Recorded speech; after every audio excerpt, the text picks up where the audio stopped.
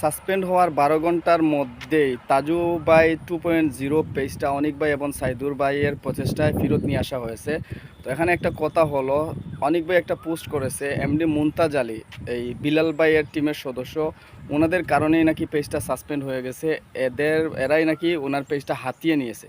এর সত্যতা কতটুকু, যেহেতু অনিক ভাই পেজটা রিকভার করে নিয়ে আসছে, তাহলে এর সত্যতা অবশ্যই আছে। আর এটা যদি সত্য হয় তাহলে এটার সাথে কিন্তু তরসব বিলাল ভাইও জড়িত আছে, ওনার টিমের সদস্যরাও জড়িত আছে। দেখেন, গরিবের হক মেরে কেউ কখনো উপরে উঠতে পারেনি, তাদের ভালো হয়নি। একদম সহজ সরল একজন মানুষ ছিল তাজু ভাই, যার পেজটা এরা হাতিয়ে নিয়েছিল।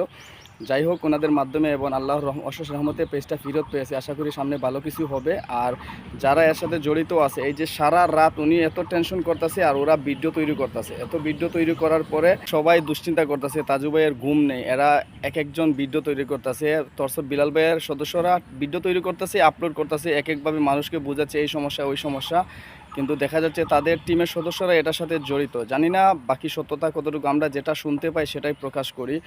তো যাই হোক, অবশেষ ধন্যবাদ জানাই অনিক ভাই এবং সাইদুর ভাই। আর সব কিছুর পরে কৃতজ্ঞতা প্রকাশ করি মহান রব্বুল আলমিনের, যার অশেষ মেহেরবানিতে তাজু ভাই পেজটা আবার ফেরত পেয়েছে। আশা করি সামনে অনেক দূর এগিয়ে যাবে। আর ব্লু ভেরিফাই যেটা, এটা করে নিবে, মেটা ভেরিফাই এটা করে নিলে আশা করি পরবর্তীতে আর কোনো সমস্যা হবে না। কেননা তাজু ভাই নামে সার্চ দিলে এখন হাজার হাজার পেজ চলে আসে, যারা নিজেরা কিছু করতে পারে না ওনার নামে পেজ খুলেছে।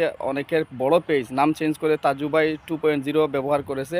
এটার কারণে তাজু ভাইয়ের কন্টেন্ট মনিটাইজেশন সেটআপ না থাকার কারণে কন্টেন্ট প্রোটেকশন নেই, প্রোফাইল গার্ড চালু নেই, পাশাপাশি ওনার মেটা ভেরিফাই নেই।